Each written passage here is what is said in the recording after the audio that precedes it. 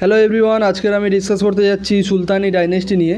সুলতানি ডাইনেস্টি শুরু হয়েছিল 1206 থেকে এবং 1526 এডি পর্যন্ত এটা চলেছিল।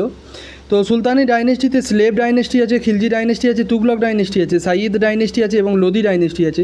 তো স্লেভ ডাইনেস্টি চলেছিল 1206 থেকে 1290 এডি পর্যন্ত। খিলজি ডাইনেস্টি চলেছিল 1290 থেকে 1320 এডি পর্যন্ত। তুগলক ডাইনেস্টি চলেছে 1520 থেকে 1414 এডি পর্যন্ত। সাইয়িদ ডাইনেস্টি চলেছে 1414 থেকে 1451 এডি পর্যন্ত। লোদি ডাইনেস্টি চলেছে 1451 থেকে 1526 এডি পর্যন্ত। এবং আরেকটা জিনিস যেটা শেরশাহ, তারপরে তো মুঘল সাম্রাজ্য শুরু হয়ে গেছিলো। লোদি ডাইনেস্টির শেষ শাসক ছিল ইব্রাহিম লোদি। পানিপথের যুদ্ধে হেরে যাওয়ার পরে ইব্রাহিম লোদি হেরে যাওয়ার পরে মুঘল শাসন শুরু হয়, কিন্তু মুঘল শাসনের মাঝে 1540 থেকে 1555 পর্যন্ত শেরশাহ শাসন করেছিলেন। তো শেরশাহ ওই যে 15 বছর শাসন করলেন, আর উনি তো আফগান ছিলেন, ওই জন্য ওটাকেও কিন্তু সুলতানি ডাইনেস্টির পিরিয়ড ধরতে হবে।